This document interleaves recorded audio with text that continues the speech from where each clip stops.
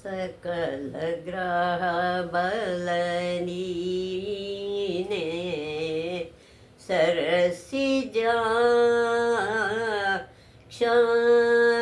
निखिल व्यापकनी ने विश्वरक्षक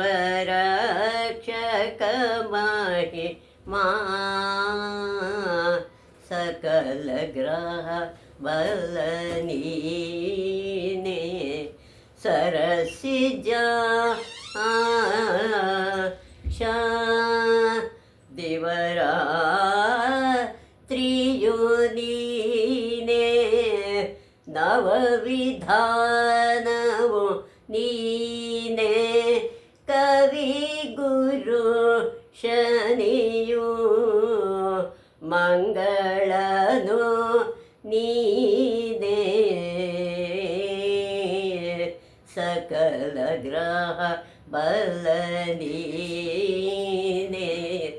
सरसिजा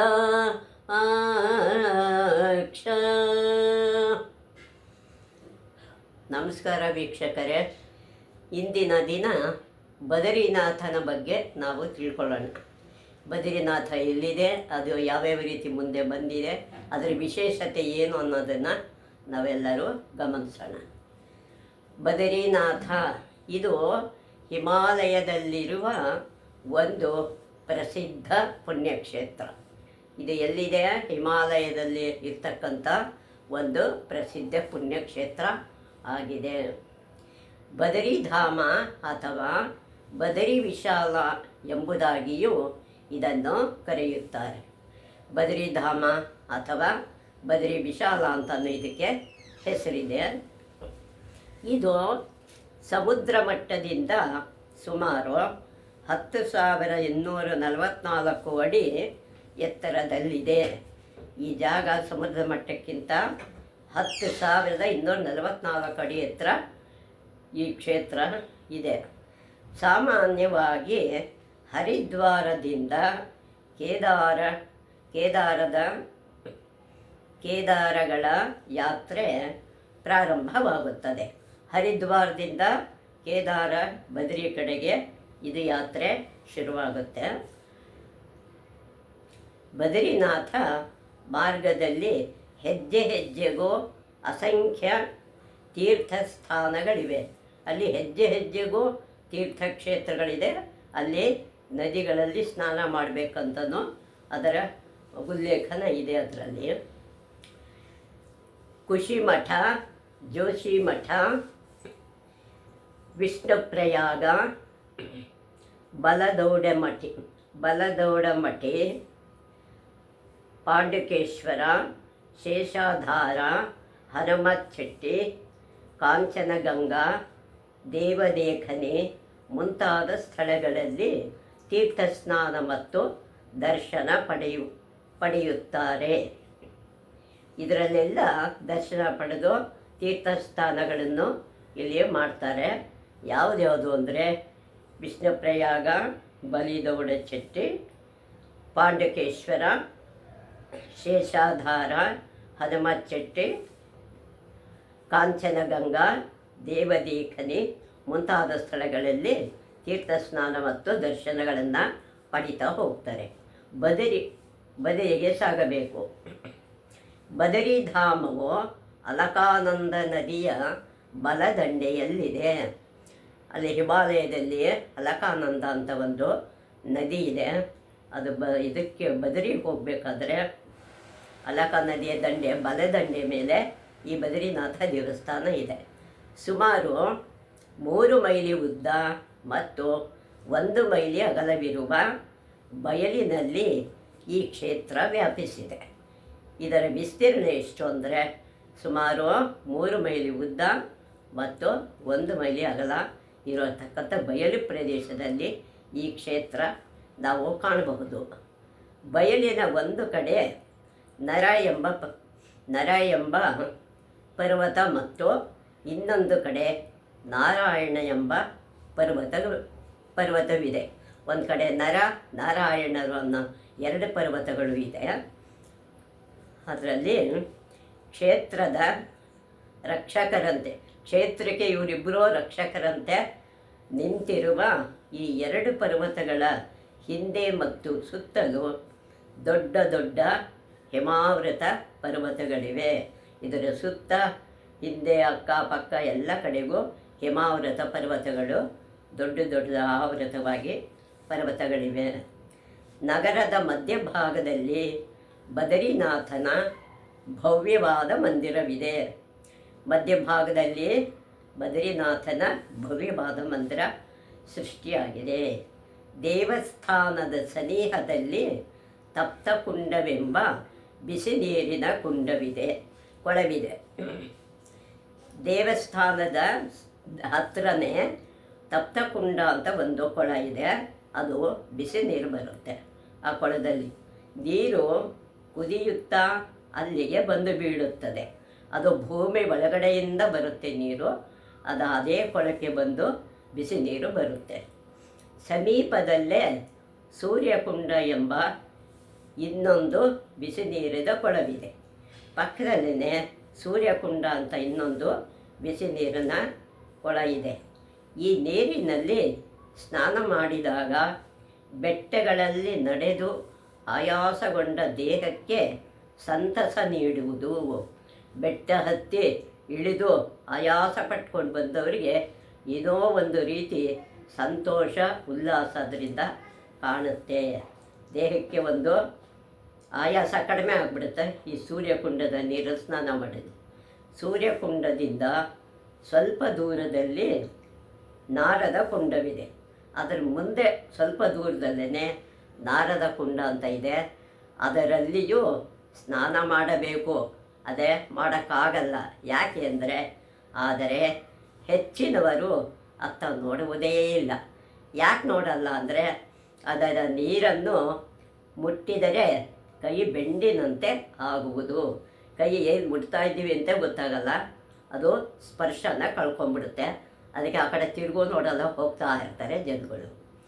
ತೀವ್ರ ಭಾವುಕತೆ ಇದ್ದವರು, ಅದರಲ್ಲಿ ತುಂಬ ಭಕ್ತಿ ಇದ್ದವರು ಅದರ ಕೆಲವು ಬಿಂದುಗಳನ್ನು ಮಾತ್ರ ಪ್ರೋಕ್ಷಣೆ ಮಾಡಿಕೊಳ್ಳುವರು. ತಪ್ತಕುಂಡಕ್ಕೆ ಬಿಸಿ ನೀರು ನೆಲದೊಳಗಿಂದ ಭೂಮಿ ಒಳಗಡೆಯಿಂದ ತಪ್ತಕುಂಡದ ನೀರು ಸಾವಿರಾರು ವರ್ಷಗಳಿಂದ ಹರಿದು ಬರುತ್ತಿದೆ. ಭೂಮಿ ಒಳಗಡೆಯಿಂದ ಕೊಳಕ್ಕೆ ಹರಿದು ಬರ್ತಾ ಇದೆ ಬಿಸಿ ನೀರಿನ ಕೊಳ. ಅದು ಇದೊಂದು ಪ್ರಕೃತಿಯ ವರ, ಪ್ರಕೃತಿಯಿಂದ ಬಂದಿರತಕ್ಕಂಥ ನೀರದು. ಆದರೆ ಅದರ ವಿಶಿಷ್ಟತೆ ಏನು ಅಂದರೆ ಸ್ವಲ್ಪ ಉಪ್ಪು ಮತ್ತು ಗಂಧಕ ಬೆರೆಸಿರುವ ಈ ನೀರು ಚರ್ಮವ್ಯಾಧಿಗೆ ಶಮನಕಾರಿ. ಚರ್ಮವ್ಯಾಧಿಗಳಿದ್ದವರು ಈ ನೀರಲ್ಲಿ ಸ್ನಾನ ಮಾಡಿದ್ರೆ ಪರಿಹಾರ ಆಗುತ್ತೆ. ತಪ್ತಕುಂಡದಿಂದ 20-25 ಮೆಟ್ಟಿಲು ಹತ್ತಿ ಬಂದರೆ ಬದರಿನಾಥ ಬೃಹತ್ ದ್ವಾರ ಕಾಣಿಸ್ಕೊಳ್ಳುತ್ತೆ. ಇಲ್ಲಿ 20 ಮೆಟ್ಟಿಲು ಹತ್ತಿ ಮೇಲಕ್ಕೆ ಹೋಗಬೇಕು. ಅಲ್ಲಿ ಬೃಹತ್ ಬದರಿನಾಥದ ಮಂದಿರ ದ್ವಾರ ಕಾಣಿಸುತ್ತಲ್ಲಿ. ಅಲ್ಲಿ ಪೂರ್ವಾಭಿಮುಖವಾಗಿ ನಿಂತಿರುವ ಈ ನಾರಾಯಣ ಮಂದಿರವು ಸುಮಾರು 45 ಅಡಿಗಳಷ್ಟು ಎತ್ತರವಾಗಿದೆ. 45 ಅಡಿ ಎತ್ತರದಲ್ಲಿ ಬದರಿನಾಥ ಇದ್ದಾನೆ. ಬದರಿನಾಥ ಮಂದಿರದ ತುದಿಯಲ್ಲಿ, ಅದರ ತುದಿಯಲ್ಲಿ ಏನಿದೆ ಅಂದರೆ ಚಿನ್ನದ ಕಲಶವಿದೆ. ಚಿನ್ನದ ಕಲಶ ಅದರ ಮೇಲೆ ಇದೆ. ಗರ್ಭಗುಡಿಯಲ್ಲಿ ಉನ್ನತವಾದ ಸಿಂಹಾಸನದ ಮೇಲೆ 3 ಅಡಿ ಎತ್ತರದ ಸಾಲಿಗ್ರಾಮ ಶಿಲೆಯ ನಾರಾಯಣ ಮೂರ್ತಿ ಇದೆ.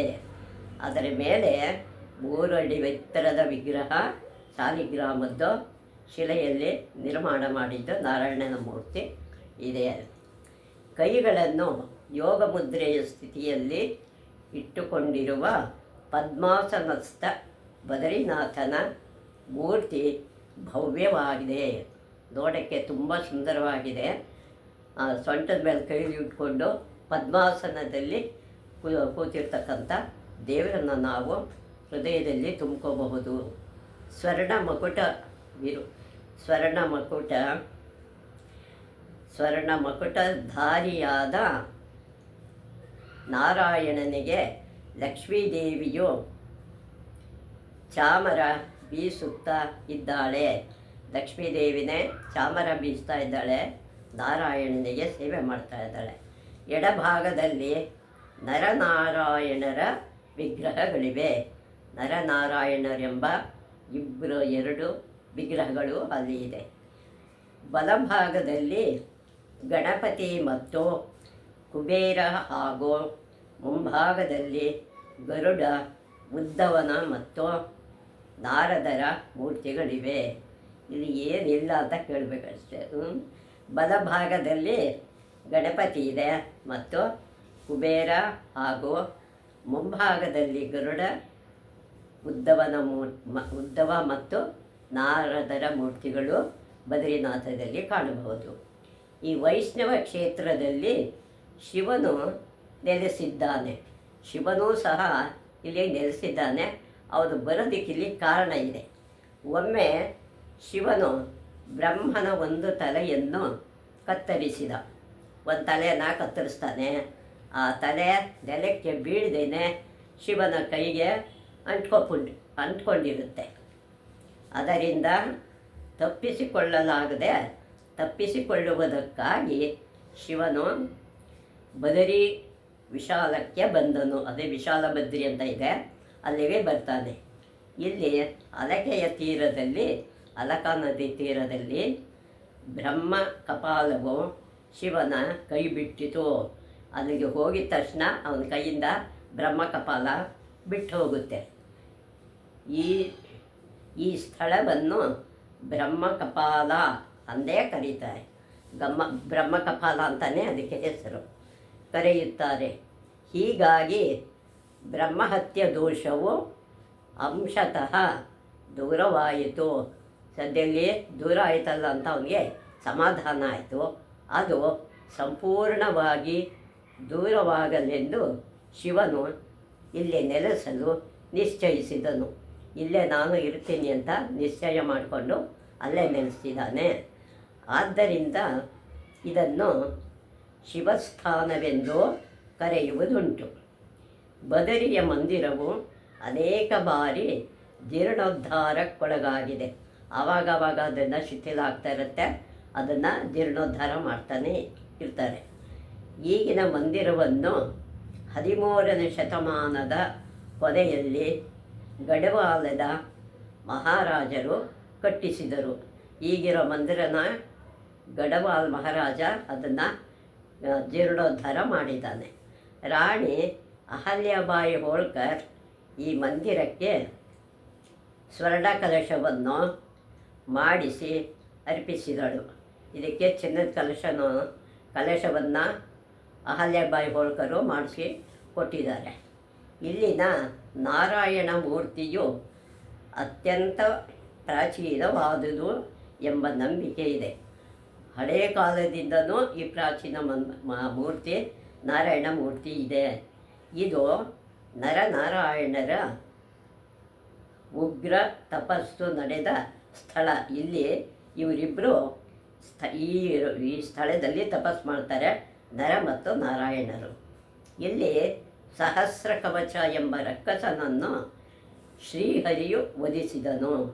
ಸಹಸ್ರ ಕವಚ ಅಂತ ಒಬ್ಬ ರಾಕ್ಷಸ ಇರ್ತಾನೆ.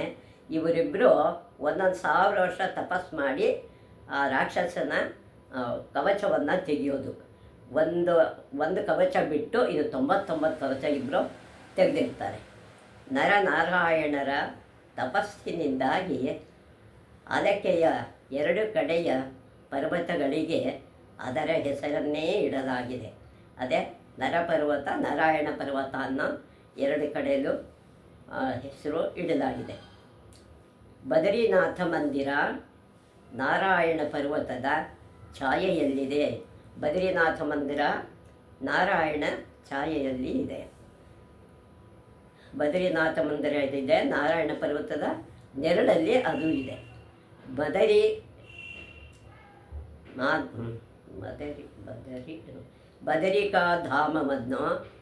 ಬದರಿಧಾಮವನ್ನು ನಾರದ ಕ್ಷೇತ್ರ ಎಂದು ಕರೆಯುತ್ತಾರೆ. ಅಂದರೆ ಇಲ್ಲಿ ಯಾವಾಗಲೂ ನಾರದರು ವಾಸವಾಗಿರ್ತಾರೆ. ಅದಕ್ಕಾಗಿ ಇದನ್ನು ನಾರದ ಕ್ಷೇತ್ರ ಅಂತಲೂ ಕರೀತಾರೆ. ಇದಕ್ಕೆ ಬದರಿ ಮಂದಿರದಲ್ಲಿ ನಾರದ ಮತ್ತು ಉದ್ಧವನ ವಿಗ್ರಹಗಳಿವೆ. ಉದ್ಧವ ಅಂತ ಕೃಷ್ಣನ ಸಖ, ಅವನ ವಿಗ್ರಹನೂ ಇಲ್ಲಿ ಇದೆ. ನಾರದ ತನ್ನ ವಿಷ್ಣು ಪಂಚರಾತ್ರಾಗಮವನ್ನು ಜಾರಿಗೆ ತಂದುದು ಇಲ್ಲೇ ಎನ್ನುವರು. ಪಂಚರಾತ್ರಾಗಮ ಅಂತ ಇದೆ. ಆ ಒಂದು ವಿಷಯವನ್ನು, ಆಗಮವನ್ನು ಜಾರಿಗೆ ತಂದದ್ದು ಇಲ್ಲೇ ಅಂತ ನಂಬಿಕೆ ಇದೆ. ಇಡೀ ಹಿಮಾಲಯ ಕ್ಷೇತ್ರ ನಾರದ ಮಹರ್ಷಿಗಳ ತಪಸ್ಸಿನಿಂದ ಪುನೀತವಾಗಿದೆ. ಇಡೀ ಹಿಮಾಲಯ ಕ್ಷೇತ್ರ ನಾರದರ ತಪಸ್ಸಿನಿಂದ, ಅವರು ಸಂಚಾರ ಮಾಡಿ ಇಲ್ಲಿ ತಪಸ್ಸಿನಿಂದ ಇದು ಪುನೀತ ಆಗಿದೆ ಅಂತ ಎಲ್ಲರೂ ನಂಬಿಕೆ ಇದೆ. ಅದು ನಡೆದಿರೋದು ಹಾಗೆಯೇ. ಚಳಿಗಾಲದ 6 ತಿಂಗಳು ಈ ಮಂದಿರ ಮುಚ್ಚಿರುತ್ತದೆ. ಈ ಮಂದಿರ 6 ತಿಂಗಳ ಕಾಲ ಮುಚ್ಚಿರುತ್ತೆ. ಈ ಅವಧಿಯಲ್ಲಿ ನಾರದರು ನಾರಾಯಣನ ಪೂಜೆ ನಡೆಸುತ್ತಾರೆ. ಇವರೊಬ್ಬರೇ ನಾರಾಯಣನ ಪೂಜೆ ನಡೆಸ್ತಿರ್ತಾರೆ ಎಂದು ನಂಬಿಕೆ. ನಮ್ಮ ಪುರಾಣಗಳ ಪ್ರಕಾರ ಮನುಕುಲದ ಮೂಲಪುರುಷನಾದ ಮನುವನ್ನು ಮತ್ಸ್ಯಾವತಾರದಲ್ಲಿ ವಿಷ್ಣು ಇಲ್ಲಿ ತಂದು ಬಿಟ್ಟನಂತೆ. ನಮ್ಮ ಪುರಾಣದ ಪ್ರಕಾರ ಮನುಕುಲದ, ಅಂದರೆ ಮನು ಅಂತ ಒಬ್ಬ ಮಹಾರಾಜ ಇರ್ತಾನೆ, ಚಕ್ರವರ್ತಿ. ಮೂಲ ಪುರುಷನ ಮನು ಅನ್ನೋನು. ಆ ಮನುವನ್ನು ಇಲ್ಲಿ ಮತ್ಸ್ಯಾವತಾರದಲ್ಲಿ ವಿಷ್ಣು ಅವನನ್ನು ಕರ್ಕೊಂಬಂದು ಇಲ್ಲಿ ಬಿಡ್ತಾನೆ. ಯಾತಕ್ಕೆ? ಅವನು ಜೊತೆಗೆ 7 ಋಷಿಗಳನ್ನು ಕರ್ಕೊಂಡು ಬರ್ತಾನೆ ವಿಷ್ಣು. ಅವರಿಂದ ಪ್ರಪಂಚದಲ್ಲಿ ಪ್ರಜೋತ್ಪತ್ತಿ ಪ್ರಾರಂಭವಾಯಿತು. ಅವರಿಂದ ಸಂತಾನೋತ್ಪತ್ತಿ, ಪ್ರಜೆಗಳ ಸೃಷ್ಟಿ ಇಲ್ಲಿ ನಡೆಯುತ್ತೆ. ನಮ್ಮ ಸೃಷ್ಟಿಯಾತ ಹೀಗೆ ಪ್ರಾರಂಭವಾಗಿ ಅಳು, ನಗು, ಆಸೆ, ನಿರಾಸೆ, ಪ್ರೇಮ, ದ್ವೇಷಗಳ ಆಟ ಮುಂದುವರಿಯಿತು. ಇವೆಲ್ಲ ಪ್ರಕೃತಿ ಸಹಜವಾದ ಒಂದು ರೀತಿ ನೀತಿಗಳನ್ನು ಇಲ್ಲಿ ನಡೆಸೋದಕ್ಕೆ ಅವಕಾಶ ಮಾಡಿಕೊಟ್ಟವನು ವಿಷ್ಣು. ಇದನ್ನು ನಾವು ಮರೆಯಬಾರ್ದು. ಪೌರಾಣಿಕ ದೃಷ್ಟಿಯಿಂದ ಬದರಿಯೇ ನಮ್ಮ ಜನಾಂಗದ ತೊಟ್ಟಿಲು. ನಮ್ಮ ಜನಾಂಗ ಬೆಳಿಬೇಕಾದರೆ ಪೌರಾಣಿಕದ ಪ್ರಕಾರ ಇದೇ ಬದರಿಯೇ ನಮಗೆ ಒಂದು ಜನಾಂಗದ ತೊಟ್ಟಿಲು ಅಂತ ಕರೆಸ್ಕೊಂಡಿದೆ. ಬೌದ್ಧ ಪಂಥದ ಪ್ರಭಾವ ಟಿಬೆಟ್ಟನ್ನು ಆವರಿಸಿದ ಮೇಲೆ ಕೆಲವು ಕಾಲ ಬದರಿ ಶಾಂತವಾಗಿತ್ತು. ಕೆಲವು ಕಾಲ ಮಾತ್ರ ಅದು ಶಾಂತವಾಗಿದ್ದು ಬಿಡುತ್ತೆ, ಯಾವುದಕ್ಕೂ ಹೋಗಲ್ಲ. ನಾರಾಯಣ ಮೂರ್ತಿಯು ಸ್ಥಾನ ಪಲ್ಲಟಗೊಂಡು ಅಲ್ಲಿಂದ ಬದಲಾವಣೆ ಹೊಂದುತ್ತಾನೆ. ಅದೆಲ್ಲ ಹೋಗುತ್ತೆ, ನಾರದ ಕುಂಡವನ್ನು ಸೇರಿತ್ತು. ನಾರದರು ಕ್ಷೇತ್ರ ಇದೆಯಲ್ಲ, ಅಲ್ಲಿ ನಾರದ ಕುಂಡ ಅಂತ ಇದೆ, ಅಲ್ಲಿಗೆ ಹೋಗಿ ಸೇರ್ಕೊಂಡು ಬಿಡ್ತದ್ದು. ನಂತರ ಶಂಕರ ಭಗವತ್ಪಾದರು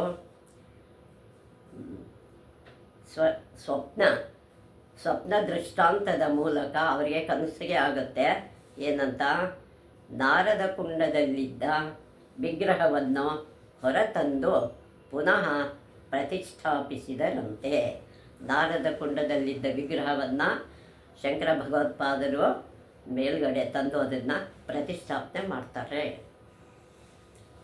ತಮ್ಮ 11ನೇ ವಯಸ್ಸಿನಲ್ಲಿ ಇಲ್ಲಿಗೆ ಬಂದ ಆಚಾರ್ಯರು, ಅವರಿಗೆ 11 ವರ್ಷ ಆವಾಗ ಆಚಾರ್ಯರಿಗೆ ಇಲ್ಲಿಗೆ ಬರ್ತಾರೆ. ಸುಮಾರು 5 ವರ್ಷಗಳ ಕಾಲ ಗುಹಾವಾಸ ನಡೆಸಿದರು. ಅದು ಸುಮ್ಮನೆ ಇರಲಿಲ್ಲ. ಗುಹೆಯಲ್ಲಿ ಅವರು ಏನು ಮಾಡ್ತಿದ್ರು? ಈ ಅವಧಿಯಲ್ಲಿ ಅವರು ಬ್ರಹ್ಮಸೂತ್ರ, ಗೀತಾ ಮತ್ತು ಉಪನಿಷತ್ತುಗಳಿಗೆ ಭಾಷ್ಯವನ್ನು ಬರೆದರು. ಇಲ್ಲಿ ಗೀತಾ ಭಾಷ್ಯ, ಉಪನಿಷತ್ತುಗಳಿಗೆಲ್ಲ ಭಾಷ್ಯ ಬರೀತಾರೆ. ಬ್ರಹ್ಮಸೂತ್ರವನ್ನು ಇಲ್ಲೇ ಬರೆದಿದ್ದು. ತಮ್ಮ ಗ್ರಂಥವನ್ನು ಬದರಿನಾಥನಿಗೆ ಅರ್ಪಿಸಿದರು. ಇವೆಲ್ಲ ಬರೆದು ಬದರಿನಾರಾಯಣನಿಗೆ ಇವರು ಅರ್ಪಣೆ ಮಾಡ್ತಾರೆ. ಈ ದಿವ್ಯ ಕ್ಷೇತ್ರದಲ್ಲಿ ತಮ್ಮ ಪೀಠವನ್ನು ಪ್ರಾರಂಭಿಸಿದರು. ಇಲ್ಲಿ ಬದರಿಯಲ್ಲಿ ಒಂದು ಪೀಠನ ಮಾಡ್ತಾರೆ ಶಂಕರಾಚಾರ್ಯರು. ಅವರು ಸ್ಥಾಪಿಸಿದ ಉತ್ತರಾಸ್ನ್ಯಾಯ ಜ್ಯೋತಿರ್ನಾಥ ಪೀಠವು, ಇದು ಉತ್ತರ ಜ್ಯೋತಿರ್ನಾಥ ಪೀಠ ಅಂತ ಇದಕ್ಕೆ ಹೆಸರು. ಅಂದಿನಿಂದ ನಮ್ಮ ಶೀರ್ಷ ಸ್ಥಾನ ಅಂದರೆ ಶಿರಭಾಗದ್ದಾಗಿದೆ, ಇದು ಸ್ಥಾನವಾಗಿ ಬಂದಿದೆ. ಜೋಶಿ ಮಠದಲ್ಲಿ, ಜೋಶಿ ಅಂತ ಒಂದು ಮಠ ಇದೆ, ನೃಸಿಂಹ ಮಂದಿರ ಮತ್ತು ಜ್ಯೋತಿರೇಶ್ವರ ಮಂದಿರವಿದೆ. ನರಸಿಂಹ ಮಠ ಅಂದರೆ ನೃಸಿಂಹ ಮಂದಿರ, ನರಸಿಂಹ ಮಂದಿರನೂ ಇದೆ ಮತ್ತು ಜ್ಯೋತಿರೇಶ್ವರನ ಮಂದಿರವು ಇಲ್ಲೇ ಇದೆ. ಜೊತೆಗೆ ಪೂರ್ಣಗಿರಿ ದೇವಿಯು, ಅದು ಶಕ್ತಿಪೀಠದದ್ದು, ಪೂರ್ಣ ದೇವಿಯು ಕ್ಷೇತ್ರ ದೇವಿಯಾಗಿ ಇಲ್ಲಿ ನೆಲೆಸಿದ್ದಾಳೆ. ಇಲ್ಲಿ ದೇವಿ ಕೂಡ ನೆಲೆಸಿದ್ದಾಳೆ. ಈ ವೈಷ್ಣವ ಕ್ಷೇತ್ರದಲ್ಲಿ ಯಾವ್ಯಾವುದು ಹೆಸರುಗಳು ಅಂದರೆ, ವೈಷ್ಣವ ಕ್ಷೇತ್ರದಲ್ಲಿ ವಿಶಾಲಭದ್ರಿ, ಯೋಗಭದ್ರಿ, ಭವಿಷ್ಯಭದ್ರಿ, ವೃದ್ಧಭದ್ರಿ ಮತ್ತು ಧ್ಯಾನಭದ್ರಿ ಎಂಬ ಪಂಚಭದ್ರಿ ಕ್ಷೇತ್ರಗಳಿವೆ. ಈ 5 ನೀವು ಗಮನದಲ್ಲಿ ಇಟ್ಕೋಬೇಕು, ಯಾವುದು ಅಂತ. ಅದು ನೀವು ಅಂಡರ್ಲೈನ್ ಮಾಡಿಕೊಂಡ್ರೆ ನಿಮಗೆಲ್ಲ ಅರ್ಥ ಆಗುತ್ತೆ. ಜ್ಞಾಪಕ ಇಟ್ಕೋಬೇಕು. ವಿಶಾಲಭದ್ರಿ, ಯೋಗಭದ್ರಿ, ಭವಿಷ್ಯಭದ್ರಿ, ವೃದ್ಧಭದ್ರಿ ಮತ್ತು ಧ್ಯಾನಭದ್ರಿ ಅನ್ನೋದು ಪಂಚಭದ್ರಿಗಳು ಇದೆ. ಬದರಿನಾಥ ಕ್ಷೇತ್ರದಲ್ಲಿ ಯಾವ ಇದು ತೀರ್ಥಗಳಿದೆ ಅಂತ, ಋಷಿ ಗಂಗಾ, ಕೂರ್ಮಾಧಾರ, ಪ್ರಹ್ಲಾದಾಧಾರ, ತಪ್ತಕುಂಡ ಮತ್ತು ನಾರದ ಕುಂಡಗಳೆಂಬ 5 ತೀರ್ಥಗಳಿವೆ. ಇದನ್ನು ಅಷ್ಟೇ ನೀವು ತುಂಬ ಜ್ಞಾಪಕದಲ್ಲಿ ಇಟ್ಕೊಳ್ಳುವಂಥದ್ದು. ಈ ಇದು ತೀರ್ಥಗಳ ಹೆಸರು. ತಪ್ತಕುಂಡದ ಸಮೀಪದಲ್ಲಿ ಅಲ್ಲಿ ಯಾವ್ಯಾವುದ ಶಿಲೆಗಳಿದೆ ಅಂತ ಕೊಟ್ಟಿದ್ದಾರೆ. ಗರುಡ ಶಿಲೆ, ನಾರದ ಶಿಲೆ, ಮಾರ್ಕಂಡೇಯ ಶಿಲೆ, ನರಸಿಂಹ ಶಿಲೆ ಮತ್ತು ವರಾಹ ಶಿಲೆ ಎಂಬ 5 ಶಿಲೆಗಳಿವೆ. ನೀವು ಬದ್ರಿಗೆ ಹೋದಾಗ ಇವನ್ನೆಲ್ಲ ಗಮನ ಇಟ್ಕೊಂಡು ನೋಡಿದರೆ ಜ್ಞಾಪಕ ಇರುತ್ತೆ. ಯಾವ್ಯಾವ ಶಿಲೆ ಇದೆ ಅಲ್ಲಿ? ಗರುಡ ಶಿಲೆ, ನಾರದ ಶಿಲೆ, ಮಾರ್ಕಂಡೇಯ ಶಿಲೆ, ನರಸಿಂಹ ಶಿಲೆ ಮತ್ತು ವರಾಹ ಶಿಲೆಗಳೆಂಬ 5 ಶಿಲೆಗಳು ಇಲ್ಲೇ ಇದೆ. ಇಲ್ಲಿಂದ 6 ಮೈಲಿ ದೂರದಲ್ಲಿ ಅಲಕಾಪುರಿ ಇದೆ. ಅಲಕಾಪುರಿ ಅಂದರೆ ಕುಬೇರನ ಜಾಗ. ಅದು ಆ ಒಂದು ಮಾರ್ಗನೂ ಅಲ್ಲಿ ಇದೆ. ಅದೊಂದು ಪಟ್ಟಣ, ಅಲಕಾನಗರ ಅಂತ ಹೇಳ್ತಾರೆ. ಇಲ್ಲಿನ ಸತ್ಯಪಥ ಎಂಬ ಪರ್ವತದಿಂದ ಇಳಿದು ಬರುವ ಹಿಮ ಪ್ರವಾಹವನ್ನು ಅಲಕಾನಂದೆ ಎಂದು ಕರೆಯುತ್ತಾರೆ. ಇದು ಸತ್ಯಪಥ ಅನ್ನೋ ಪರ್ವತದಿಂದ ಇಳಿದು ಬರುವ ಹಿಮ ಪ್ರವಾಹ, ಹಿಮನೇ ಪ್ರವಾಹವಾಗಿ ಕೆಳಗಿಳಿಯುತ್ತೆ. ಅದಕ್ಕೆ ಅಲಕ ನಂದೆ, 2 ನದಿಗಳು ಕೆಳಗೆ ಬರ್ತವೆ ಎಂದು ಕರೆಯುತ್ತಾರೆ. ಅಲಕೆಯ ಈ ಉಗಮ ಸ್ಥಳವು ಸಮುದ್ರ ಮಟ್ಟದಿಂದ ಸುಮಾರು 14,400 ಅಡಿಗಳಷ್ಟು ಎತ್ತರದಲ್ಲಿದೆ. ಇದರ ಉಗಮ ಸ್ಥಾನ 14,400 ಅಡಿಗಳಷ್ಟು ಇದೆ. ಅಲಕೆಯ ಬಲದಂಡೆಯ ಬ್ರಹ್ಮ ಕಪಾಲದಲ್ಲಿ ಪಿತೃಗಳಿಗೆ ತರ್ಪಣ ನೀಡುತ್ತಾರೆ. ಬ್ರಹ್ಮ ಕಪಾಲದಲ್ಲಿ ಪಿತೃಗಳಿಗೆ ತರ್ಪಣ ನೀಡುತ್ತಾರೆ. ಇಲ್ಲಿ ಒಮ್ಮೆ ಪಿತೃಗಳಿಗೆ ತರ್ಪಣ ನೀಡಿದರೆ ಮುಂದೆ ಅವರ ಶ್ರಾದ್ದ ಕರ್ಮಗಳನ್ನು ಮಾಡುವ ಅಗತ್ಯವಿಲ್ಲ. ಇಲ್ಲಿ ಒಂದ್ಸಲಿ ತರ್ಪಣ ಕೊಟ್ಟರೆ ಪಿತೃಗಳಿಗೆ ಮತ್ತೆ ಯಾವಾಗಲೂ ಅಲ್ಲಿ ತರ್ಪಣ ಕೊಡೋ ಹಾಗಿಲ್ಲ. ಇಲ್ಲಿ ತರ್ಪಣವನ್ನು ಸ್ವೀಕರಿಸಿದ ಪಿತೃಗಳು ಶಾಶ್ವತವಾಗಿ ಬ್ರಹ್ಮಲೋಕದಲ್ಲಿ ನೆಲೆಸುವರು ಎಂದು ನಂಬುತ್ತಾರೆ. ಇಲ್ಲಿ ಒಂದ್ಸಲಿ ಪಿತೃಶ್ರಾದ್ದ ಮಾಡಿದರೆ ಅದು ಬ್ರಹ್ಮಲೋಕನೇ ಸೇರ್ತಾರೋ ಅನ್ನೋ ನಂಬಿಕೆ ಅವರಿಗಿದೆ. ಇತಿಹಾಸದಲ್ಲಿ ನಮೂದಿಸಲಾದಷ್ಟು ಹಿಂದಿನಿಂದ ನಮ್ಮ ಹಿರಿಯರು ಬದರಿಗೆ ಹೋಗುತ್ತಿದ್ದಾರೆ. ಮೊದಲಿಂದಲೂ ಬದ್ರಿನಾಥಿಗೆ ಹೋಗದೇ ಇದ್ದವರೇ ಇಲ್ಲ, ಎಲ್ಲ ಹೋಗೇ ಹೋಗ್ತಾರೆ. ಬದರಿಕಾಶ್ರಮದ ಬಳಿ ಮಾಣ ಎಂಬ ಗ್ರಾಮದಲ್ಲಿ ವ್ಯಾಸರು ಗುಹಾವಾಸಿಗಳಾಗಿದ್ದರು. ಮಾಣ ಅಂತ ಒಂದು ಸಣ್ಣ ಗ್ರಾಮ ಇದೆ, ಅಲ್ಲಿ ವ್ಯಾಸರು ಗುಹೆಯಲ್ಲಿ ವಾಸವಾಗಿರ್ತಾರೆ. ಮಹಾಭಾರತ ಮತ್ತು ಭಾಗವತ, ಅಷ್ಟದಶ ಪುರಾಣಗಳನ್ನು ವ್ಯಾಸರು ರಚಿಸಿದ್ದು ಈ ಗುಹೆಯಲ್ಲಿಯೇ. ಆ ಮಾಣ ಅನ್ನೋ ವ್ಯಾಸರಾಯರ ಗುಹೆ ಇದೆ, ಅಲ್ಲೇ ಅಷ್ಟದಶ ಪುರಾಣ, ಭಾಗವತ, ಮಹಾಭಾರತಗಳನ್ನೆಲ್ಲ ಇಲ್ಲೇ ರಚಿಸ್ತಾರೆ. ಬೃಹತ್ ಕಾರ್ಯದಲ್ಲಿ ವ್ಯಾಸರ ನೆರವಿಗೆ ಅವರ ಸಹಾಯಕ್ಕೆ ಬಂದವರು ಗಣೇಶ ಅವರ ಸಹಾಯಕ್ಕೆ ಬರ್ತಾನೆ. ವ್ಯಾಸರು ಹೇಳುವುದು ಗಣಪತಿ ವಿದ್ಯುತ್ ವೇಗದಲ್ಲಿ ಅದನ್ನು ಬರೆಯುವುದು. ಇವರು ಹೇಳ್ಕೊಂಡು ಹೋಗ್ತಾ ಇರಬೇಕು, ಗಣೇಶ ಬರೆಯೋದು, ಅದು ವಿದ್ಯುತ್ ವೇಗದಲ್ಲಿ ಬರೀಬೇಕು. ಈ ಗುಹೆಯಿಂದ ಜಗತ್ತಿಗೆ ಅದ್ವಿತೀಯವೆನಿಸಿದ ಸಾಹಿತ್ಯ ಸಿರಿ ಲಭ್ಯವಾಯಿತು. ಗಣೇಶನಿಂದ ನಮಗೆ ಸಾಹಿತ್ಯ ಅನ್ನೋದು ಸಿಕ್ಕಿದೆ. ಶಂಕರಾಚಾರ್ಯರು ತಮ್ಮ ಭವ್ಯ ಗ್ರಂಥದ ರಚನೆಯನ್ನು ಇಲ್ಲೇ ಮಾಡಿದರಂತೆ. ಅವರ ಗ್ರಂಥ ಕೂಡ ಇಲ್ಲೇ ಬರೆದಿದ್ದಾರೆ. ದ್ವೈತ ಸಂಪ್ರದಾಯದ ಪ್ರವರ್ತಕರಾದ ಶ್ರೀ ಮಧ್ವಾಚಾರ್ಯರು ತಮ್ಮ ಅವತಾರ ಕಾರ್ಯ ಮುಗಿದ ನಂತರ ಬದರಿಕಾಶ್ರಮದಲ್ಲಿ ಸಮಾಧಿಸ್ಥರಾದರು. ಅವರ ಕಾಲ ಮುಗಿದಿದ್ದು ಇಲ್ಲಿ ಅವರದ್ದು ಒಂದು ಬೃಂದಾವನ ಕೂಡ ಇದೆ. ಇಲ್ಲಿ ಅವರ ಬೃಂದಾವನವಿದೆ. ಬದರಿಕಾಶ್ರಮದಿಂದ 8 ಮೈಲಿ ದೂರದಲ್ಲಿ ವಸುಧಾರ ಎಂಬ ಜಲಪಾತವಿದೆ. 8 ಮೈಲಿ ದೂರದಲ್ಲಿ ವಸುಧಾರ ಅಂತ ಒಂದು ಜಲಪಾತ ಇದೆ. 8 ಧಾರೆಗಳೊಂದಿಗೆ ಸುಮಾರು 400 ಅಡಿ ಎತ್ತರದಿಂದ ಧುಮುಕುವ ವಸುಧಾರ ಜಲಪಾತವು ಅಷ್ಟವಸುಗಳ ತಪೋಭೂಮಿ.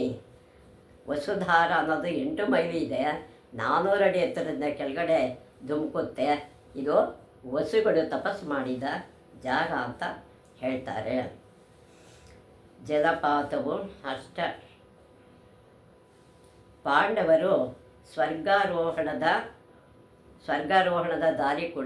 ದಾರಿ ಸತ್ಯಪಥವು ವಸುಧಾರೆಯ ಮೂಲಕ ಹಾದು ಹೋಗಿದೆ. ಅವರು ಈ ಕಡೆಯಿಂದಲೇ ಬಂದಿದ್ದು ಅನ್ನೋ ಪ್ರತೀತಿ ಇದೆ ಎನ್ನುತ್ತಾರೆ.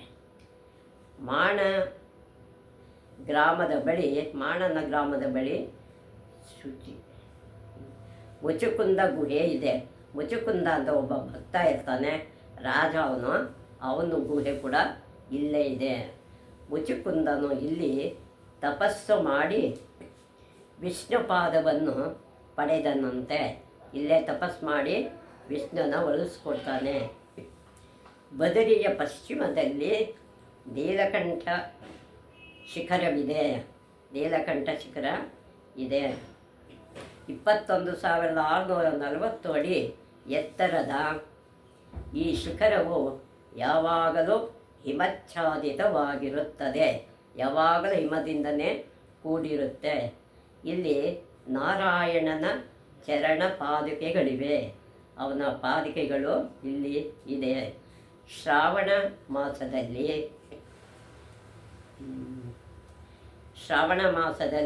ಹಿಮ ಸರಿದು ಪಾದುಕೆಗಳು ಗೋಚರವಾಗುತ್ತದೆ. ಶ್ರಾವಣ ಮಾಸದಲ್ಲಿ ಗೋಚರ ಆಗುತ್ತೆ. ಇದರ ಬಳಿ ಊರ್ವಶಿ ಕುಂಡವಿದೆ. ಊರ್ವಶಿ ಕುಂಡ ಅಂತ ಇದೆ. ಇದು ನಾರಾಯಣನು ತನ್ನ ತೊಡೆಯಿಂದ ಊರ್ವಶಿ ಎಂಬ ಅಪ್ಸರೆಗೆ ಜನ್ಮ ನೀಡಿದ ಸ್ಥಳವಿದು. ನಾರಾಯಣನ ಜನ್ಮ ನೀಡಿದ ಸ್ಥಳ ಊರ್ವಶಿಗೆ. ಮಹಾಭಾರತದಲ್ಲಿ ನರನಾರಾಯಣರ ಬಗ್ಗೆ ಸಾಕಷ್ಟು ಉಲ್ಲೇಖವಿದೆ. ನರನಾರಾಯಣರ ಬಗ್ಗೆ ಅನೇಕ ಕಥೆಗಳು, ವಿಚಾರಗಳು ಇದೆ. ಇವರಿಬ್ಬರು ಯಾರು ಅಂದರೆ ಧರ್ಮಪುತ್ರರಾದ ನರನಾರಾಯಣರು ಬದರಿಕಾಶ್ರಮದಲ್ಲಿ ತಪಸ್ಸು ನಡೆಸಿದರು. ಅಂದರೆ ಧರ್ಮಪುತ್ರರು ಅಂದರೆ ಯಮನ ಮಕ್ಕಳು ಇವರಿಬ್ಬರೂ ನರನಾರಾಯಣರು ಇಲ್ಲಿ ತಪಸ್ ಮಾಡ್ತಾರೆ ಎಂದು ವ್ಯಾಸರೇ ಹೇಳಿರುವರು. ವ್ಯಾಸರು ತಮ್ಮ ಪ್ರತಿ ಗ್ರಂಥದಲ್ಲೂ ಇವ್ರ ವಿಷಯ ಬಂದೇ ಬರುತ್ತೆ. ಪ್ರತಿ ಪರ್ವತದ ಪ್ರಾರಂಭದಲ್ಲಿ ಭಗವಾನ್ ವ್ಯಾಸರು ನರನಾರಾಯಣರನ್ನು ನಮಿಸಿ ಅವರೇ ಅರ್ಜುನ ಮತ್ತು ಕೃಷ್ಣ ಎಂದು ತಿಳಿಸಿದ್ದಾರೆ. ಒಮ್ಮೆ ಅರ್ಜುನನ್ನು ಹುಡುಕಿಕೊಂಡು ಪಾಂಡವರು ಈ ನರನಾರಾಯಣರ ಆಶ್ರಮಕ್ಕೆ ಬಂದಿದ್ದರಂತೆ. ಪಾಂಡವರು ಇವ್ರನ್ನ ಅರ್ಜುನನ್ನು ಹುಡುಕೊಂಡು ಬರ್ತಾರೆ. ಇಲ್ಲಿ ಹಸಿವು, ನೀರಡಿಕೆ, ಶೀತೋಷ್ಣಗಳ ಬಾಧೆ ಇರುವುದಿಲ್ಲ. ಇಲ್ಲಿ ಅದು ಯಾವುದೂ ಕಾಣಿಸ್ಕೊಳ್ಳಲ್ವಂತೆ. ನೆಮ್ಮದಿಯಿಂದ ಶಾಂತವಾಗಿ ಇರಬಹುದು ಮತ್ತು ಎಲ್ಲ ದುಃಖಗಳು ಮಾಯವಾಗುವುದು ಎಂದು ಬಣಪರ್ವ ಹೇಳುತ್ತದೆ. ಬಣಪರ್ವದಲ್ಲಿ ಈ ವಿಷಯಗಳೆಲ್ಲ ಬಂದಿದೆ. ಮಹಾಭಾರತ ಬದರಿ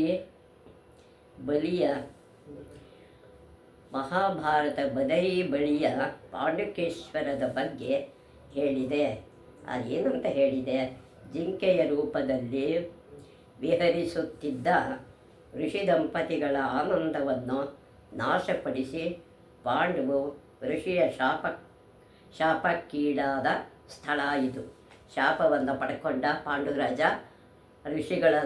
ಋಷಿ ದಂಪತಿಗಳ ಆನಂದವನ್ನು ನಾಶ ಮಾಡ್ತಾನೆ. ಅದಕ್ಕಾಗಿ ಋಷಿಗಳು ಶಾಪ ಕೊಟ್ಟರು ಅವನಿಗೆ. ಅಲಕಾನಂದ ಮತ್ತು ಧವಳಗಂಗೆಯರು ಸಂಗಮವಾಗುವ ವಿಷ್ಣುಪ್ರಯಾಗದಲ್ಲಿ ನಾರದರು ತಪಸ್ಸು ಮಾಡಿದರು. ವಿಷ್ಣುಪ್ರಯಾಗದಲ್ಲಿ ನಾರದರು ತಪಸ್ಸು ಮಾಡಿದರು. ಸೌಗಂಧಿಕ ಪುಷ್ಪವನ್ನು ತರಲೆಂದು ಹೊರಟಿದ್ದ ಭೀಮನು ತನ್ನ ಅಣ್ಣನಾದ ಹನುಮಂತನನ್ನು ಭೇಟಿಯಾದ ಸ್ಥಳವನ್ನು ಹನುಮಾಚೆಟ್ಟಿ ಎಂದು ಕರೆಯುತ್ತಾರೆ. ಸೌಗಂಧಿಕ ಪುಷ್ಪ ತರಕ್ಕೆ ಕುಬೇರನ ವನಕ್ಕೆ ಹೋಗ್ತಾನೆ. ಅಲ್ಲಿ ಹನುಮಂತ ಭೇಟಿ ಆಗ್ತಾನೆ. ಅದನ್ನು ಅವನಿಗೆ ಸಹಾಯ ಮಾಡ್ತಾನೆ. ಈ ಪ್ರದೇಶದಲ್ಲಿ ಕಸ್ತೂರಿ ಮತ್ತು ಶಿಲಾಜಿತ್ಗಳು ದೊರೆಯುತ್ತವೆ. ಕಸ್ತೂರಿ ಮೃಗದಿಂದ ಅದೇ ನಾವು ಒಳ್ಳೆಯ ಕಸ್ತೂರಿ ಸಿಗುತ್ತೆ. ಶಿಲಾಜಿತ್ ಅನ್ನೋ ವಸ್ತು ಅಲ್ಲಿ ನಾವು ನೋಡಬಹುದು. ದ್ವಾರಕ್ಕೆ ಮುಳುಗುವ ಸಮಯದಲ್ಲಿ ಕೃಷ್ಣನ ಸಲಹೆಯಂತೆ ಉದ್ದವನು ಬದರಿಕಾಶ್ರಮದ ಬಳಿ ತಪಸ್ಸಿಗಾಗಿ ಬಂದನಂತೆ. ಕೃಷ್ಣ ಹೇಳಿ ಕಳಿಸ್ತಾ, ನೀನೀಗ ಬದರಿಗೆ ಹೋಗು ಅಂತ ಅವನ ಸಲಹೆಯಂತೆ ಬದರಿಗೆ ಬರ್ತಾನೆ. ಬದರಿಯಿಂದ ಮುಂದೆ ಕೆಲವು ಮೈಲಿಗಳ ಪ್ರದೇಶ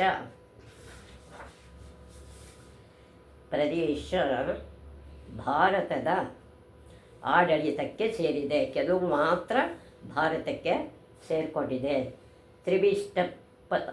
ತ್ರಿವಿಷ್ಟಪದಿಂದ ಅಕ್ಕಪಕ್ಕದ ಎಲ್ಲ ಕ್ಷೇತ್ರಗಳನ್ನು ಚೀನಿಯರು ಅತಿಕ್ರಮಿಸಿದ್ದಾರೆ. ಇನ್ನು ಉಳಿದವೆಲ್ಲ ಚೀನಾದವರು ಆಕ್ರಮಣ ಮಾಡಿಕೊಂಡಿದ್ದಾರೆ.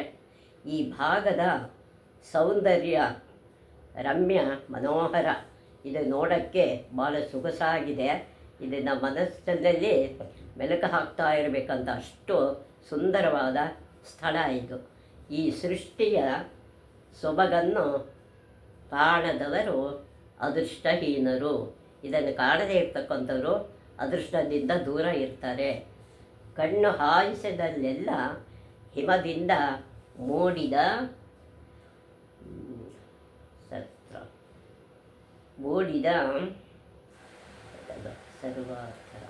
ಪರ್ವತ ರಾಶಿ.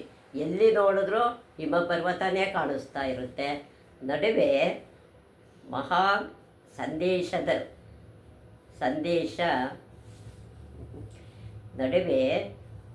ಸಂದೇಶದ ಅಲಕಾವತಿ. ಸಂದೇಶ ಕೊಡ್ತಾ ಇದ್ದಾಳೇನೋ ಅಲಕ ಅನ್ನೋದು ಹಾಗಿರುತ್ತೆ. ಭೋರ್ಗರೆವ ಅಲಕೆ. ಸಂದೇಶ ಭೋರ್ಗರ ರೂಪದಲ್ಲಿರುತ್ತೆ. ಪ್ರಕೃತಿಯ ನಿತ್ಯ ಧ್ಯಾನವಾಗಿರುವ, ಅದಕ್ಕೆ ಯಾವಾಗಲೂ ಧ್ಯಾನದಲ್ಲಿರ್ತಕ್ಕಂಥ ಅಲಕೆ ಧವಳಲೋಕದ ಹಿಮಾಲಯ, ಧವಳಲೋಕದ ಕೈಲಾಸದ ಹಿಮಾಲಯದ ಅಂತ ಇರುತ್ತೆ. ನಿರಂತರ ನವನವೋನ್ಮೇಷ ಶಾಲಿನಿ. ಯಾವಾಗಲೂ ಹಸಿರಾಗಿರ್ತಾಳೆ. ನವನಮೋಶ್ವಿನಿ ಶಾಲಿಯಾದ ಪ್ರಕೃತಿಯ ಅಪ್ರತಿಮ, ಒಂದು ಪ್ರಕೃತಿಗೆ ಹೇಳಲಾರದಷ್ಟು ಸುಂದರ ಅಪ್ರತಿಮ ಸೌಂದರ್ಯ ಮನಸ್ಸಿಗೆ ಮುದ ಮುದ ಮುದ ನೀಡದಿ ಮುದ ನೀಡದಿದ್ದೀತೆ. ದುರ್ಗಮವಾದರೂ ಅಷ್ಟೇ ಎತ್ತರದಲ್ಲಿದ್ದರೂ ದೈವಿಕವಾದ ಈ ಪುಣ್ಯ ಸ್ಥಳಗಳ ರಕ್ಷಣೆಗಾಗಿ, ಈ ಸ್ಥಳಗಳ ರಕ್ಷಣೆಗಾಗಿ ಯಾರಿದ್ದಾರೆ? ನಮ್ಮ ಸೈನಿಕ ಸಹೋದರರು ಹಗಲು ರಾತ್ರಿ ಚಳಿ ಗಾಳಿ ಮಳೆಗಳಿಗೆ ಮೈಯೊಡ್ಡಿ ನಿಂತಿರುವುದು ನೆನಪಾದಾಗಲೆಲ್ಲ ರೋಮಾಂಚನವಾಗುತ್ತದೆ. ನಮ್ಮ ದೇಶಕ್ಕಾಗಿ ನಮ್ಮ ಸೈನಿಕರು ಎಷ್ಟು ಕಷ್ಟಪಟ್ಟು ನಮ್ಮನ್ನು ರಕ್ಷಣೆ ಮಾಡ್ತಿದ್ದಾರೆ. ಅವರಿಗೆ ನಾವೆಲ್ಲ ವಂದನೆಯನ್ನು ಸಲ್ಲಿಸೋಣ.